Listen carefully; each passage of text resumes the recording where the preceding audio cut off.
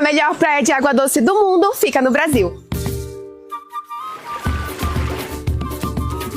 Isso aqui não é mar, é Alter do Chão, no Pará, onde o impossível parece real. No coração da Amazônia, em Santarém, existe uma praia de água doce que esse ano atraiu olhares do mundo inteiro. Água cristalina, areia clara, silêncio de natureza. Aqui o Tapajós encontra a floresta e cria um paraíso.